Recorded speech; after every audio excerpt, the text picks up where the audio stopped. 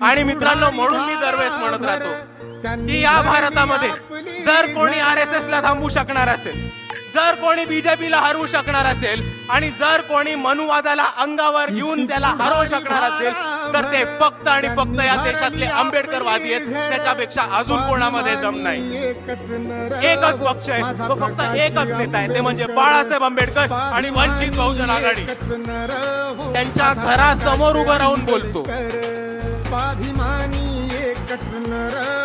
की जेव्हा या मनसेनी मस्जिदीवरचे भोंगे काढायचा प्रयत्न केला होता, तेव्हा मनसेच्या भोंग्यामधली हवा काढायचं काम हे वंचित बहुजन आघाडीने केलं होतं. या महाराष्ट्रामध्ये जेव्हा टिपू सुलतान आणि औरंगजेबचे फोटो लावण्यासाठी इकडच्या मुसलमान युवकांना अरेस्ट करण्यात येत होतं, टॉर्चर करण्यात होतं, तेव्हा ही वंचित बहुजन आघाडी होती ज्यांनी टिपू सुलतानचा फोटो छत्रपती शिवाजी महाराज, छत्रपती शाहू महाराज, महात्मा ज्योतिबा फुले, डॉक्टर बाबासाहेब आंबेडकरांच्या फोटो मध्ये लावला होता.